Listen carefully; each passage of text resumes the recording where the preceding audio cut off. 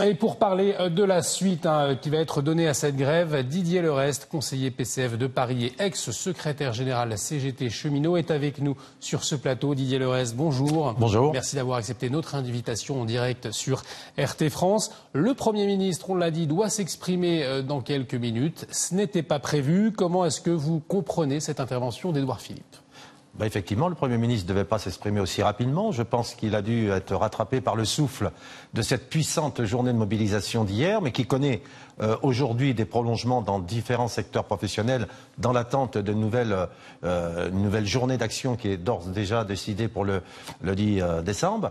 Je pense que la raison doit l'emporter et il serait bon que le Premier ministre, dans son intervention, apprécie à sa juste valeur ce qui se passe dans le pays, en tire les conclusions suivantes, à savoir de remettre à plat l'ensemble du dispositif qu'il prévoit de mettre en œuvre sous l'appellation réforme des retraites système à points et de discuter correctement, de façon objective, de l'ensemble des propositions alternatives qui sont sur la table pour permettre justement de pérenniser ce système de retraite par répartition. Alors, on va y revenir à ces solutions qui pourraient être trouvées. Néanmoins, ça fait longtemps qu'on sait que la grève du 5 décembre doit avoir lieu. Elle a été massive. On le disait, est-ce que le gouvernement a tardé à s'exprimer selon vous ? Il faut dire que le gouvernement prépare quand même depuis de longs mois cette réforme comme d'autres.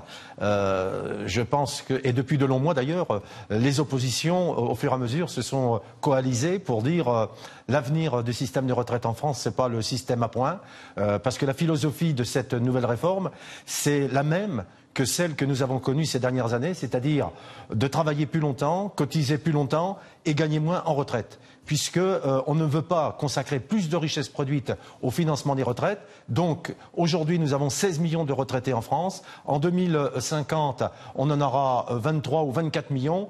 Donc si on n'augmente pas la part du financement pour assurer la pérennité des retraites, automatiquement, le niveau des pensions de retraite versées va diminuer et c'est ce qui, effectivement, inquiète grandement les assurés sociaux, les citoyennes et les citoyens. Alors, on ne connaît pas la structure exacte de ce projet de réforme. Le gouvernement doit s'exprimer, en donner les lignes la semaine prochaine.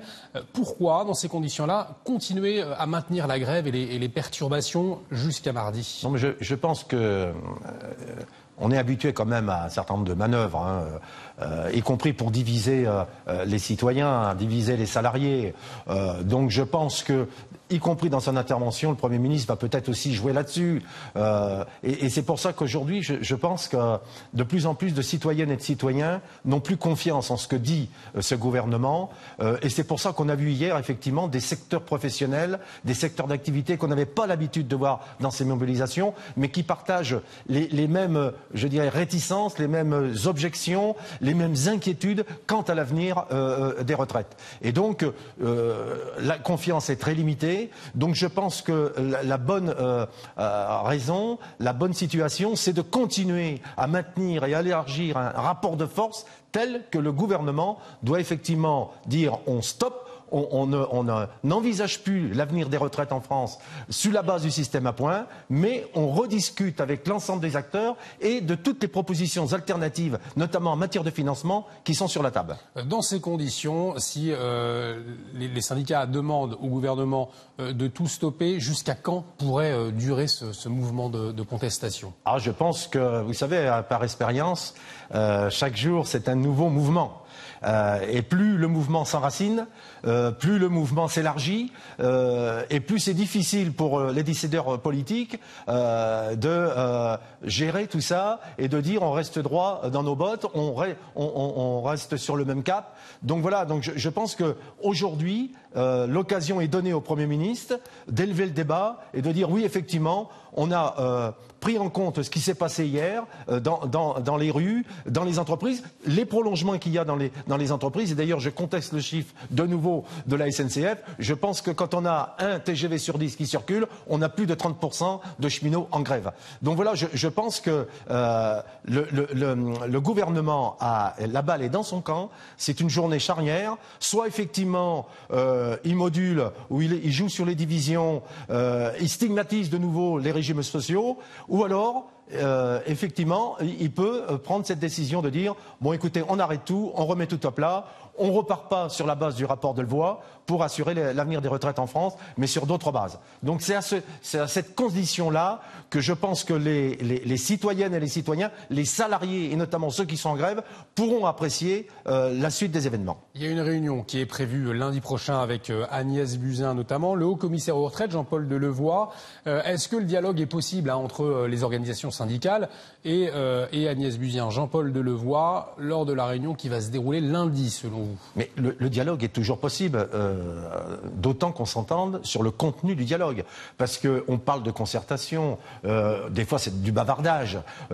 Moi je préfère plutôt, effectivement, ouvrir un cycle de négociation. C'est-à-dire, sur un enjeu qui est un enjeu de société, l'avenir des retraites, il y a besoin effectivement d'aborder un certain nombre de sujets pour assurer la pérennité de ce système par répartition. Parce que le système par points, c'est un système où on individualise. Alors que là, nous avons un système qui est solidaire. Donc oui, il y a la place pour un véritable dialogue social, une véritable négociation, à condition que tout le monde joue le jeu. Et je pense que le gouvernement, il peut toujours passer des heures et des heures autour de la table, comme j'appelais en son temps la séance photo. C'est pas ça qu'on attend. C'est effectivement de véritables négociations. Et je pense que l'heure est venue de tirer les conséquences de ce qui se passe dans le pays, parce qu'autrement, on va vers un conflit qui va s'élargir, qui peut même se radicaliser, parce qu'il y a tellement d'inquiétudes, il y a tellement de rejet aussi des politiques ultralibérales qui sont menées dans ce pays. Moi j'ai vu dans la manifestation parisienne en plus, doublée avec une doctrine du maintien de l'ordre, donc plus personne comprend la finalité, des gens qui sont écœurés et des gens qui sont de plus en plus opposés aux politiques de Macron et de son Premier ministre. Alors, une dernière question. On a vu beaucoup de monde, on le disait, entre 800 000 et 1,5 million de personnes dans les rues hier. Est-ce que les syndicats reprennent la main sur la contestation sociale? On a vu avec le mouvement des Gilets jaunes, il y a un an, une certaine défiance parfois des corps intermédiaires, notamment des syndicats. Est-ce qu'aujourd'hui, les syndicats retrouvent un second souffle avec cette mobilisation contre la réforme des retraites? Ce qui est déterminant dans ce genre de mouvement qui porte, comme je le dis, un enjeu de société, donc l'avenir des retraites, c'est l'unité syndicale. Certaines moments de l'histoire. On avait perdu cette unité, elle était perdue. Vous savez, l'unité syndicale, c'est un combat. Bon, on ne peut pas tout partager, mais il faut se rassembler sur l'essentiel. Et je pense que sur un enjeu de société comme l'avenir des retraites, on devrait retrouver un arc syndical très large.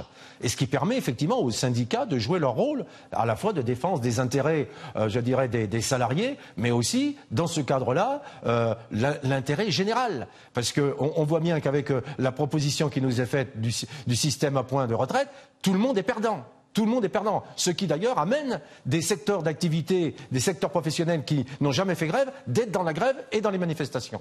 Donc voilà, je pense que les syndicats, bien sûr, avec des fortunes diverses et variées au gré de l'histoire, retrouvent là effectivement leur vocation originelle, à savoir rassembler, coordonner, impulser des mobilisations et défendre l'intérêt général. Merci beaucoup Didier Lerez d'avoir partagé votre analyse sur votre plateau. Sur notre plateau, je rappelle que vous êtes conseiller PCF de Paris et ex-secrétaire général CGT Cheminot. Merci. Merci.